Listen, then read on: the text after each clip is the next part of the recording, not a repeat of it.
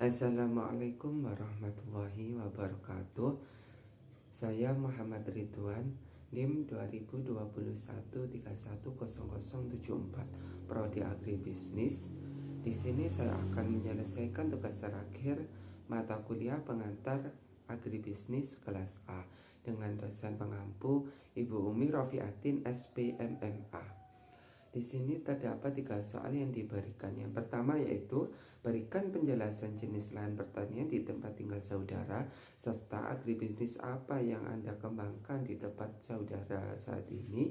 Apakah agribisnis pertanian pada lahan basah, agribisnis pertanian pada lahan kering, dan agribisnis tanaman pangan, hortikultura, dan perkebunan.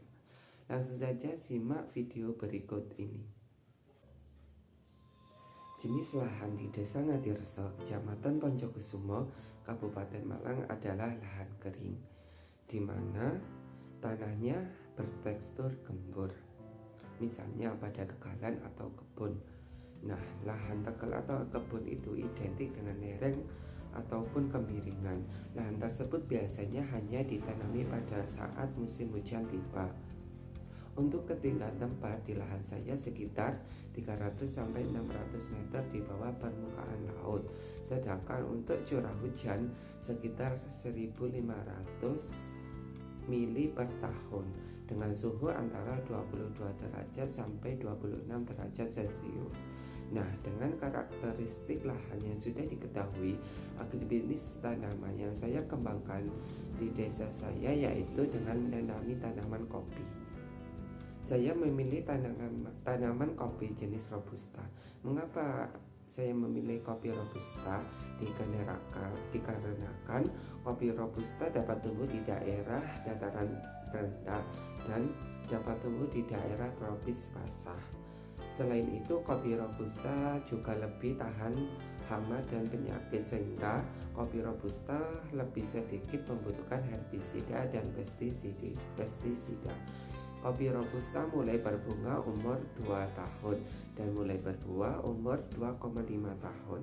Agar berbuah dengan baik, kopi Robusta membutuhkan tanaman naungan pohon lain seperti pohon sengkon laut, pohon miri. Nah, selain itu, bunga biasanya mekar pada awal musim kemarau. Berbeda dengan kopi Arabica, kopi Robusta melakukan penyerbukan dengan secara silang. Selain itu, dengan perakaran kopi Robusta yang dangkal, kopi Robusta membutuhkan tanah yang subur dan kaya akan kandungan organik. Kemudian setelah pasca panen, kopi itu tidak dijual ke orang lain, melainkan kami olah sendiri agar menghasilkan produk yang baik. Namun dengan adanya kendala alat dan mesin, kami masih menggunakan cara manual. Ciri khas produk kopi Robusta memiliki kadar kafein yang tinggi, yaitu 2 kali lipat Arabica, tingkat kekentalan sedang, dan memiliki cita rasa yang pahit. Soal yang kedua yaitu peran agribisnis di desa saya. Jumlah rumah tangga petani sebagai unit usaha tani yang bergerak di tanaman pangan dan hortikultura, baik unit usaha tani dalam bentuk rumah tangga petani maupun kelompok tani yang melaksanakan peran agribisnis di pedesaan. Kelompok tani sebagai bentuk lembaga yang lebih maju di antara organisasi, berperan sebagai wadah bereproduksi, wahana kerjasama antara anggota kelompok tani, dan kelas belajar di antara petani maupun anggota kelompok tani. Selanjutnya, peran agribisnis dalam perekonomian nasional. Mengembangkan perekonomian berskala global sesuai kemajuan teknologi dengan membangun keunggulan negara sebagai negara maritim dan agraris, lalu mengembangkan kompetensi unggulan setiap produk daerah. Yang kedua yaitu mengembangkan sistem ketahanan pangan yang berbasis pada keragaman sumber daya bahan pangan dengan kelembagaan dan budaya lokal, serta menyediakan bahan pangan yang relatif murah di Indonesia.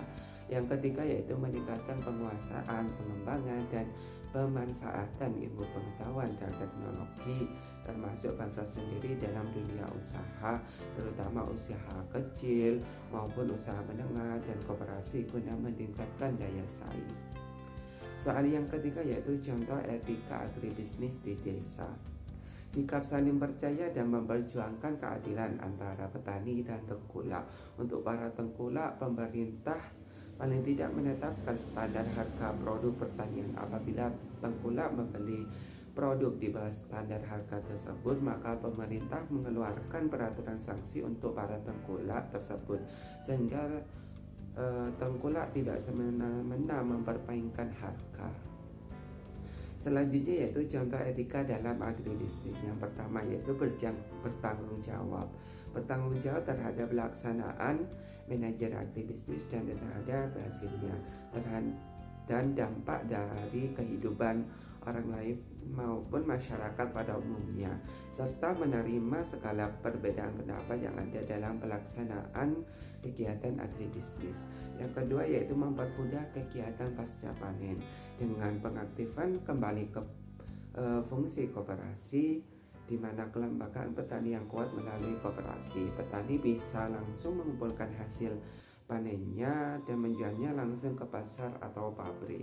Yang ketiga yaitu sikap ingin tahu, melakukan program pelatihan manajemen petani dan penyuluhan tentang penanganan produk pasca panen sehingga akan menambah nilai produk. Sekian presentasi dari saya. Apabila ada salah kata, kurang lebihnya saya mohon maaf. Wassalamualaikum warahmatullahi wabarakatuh.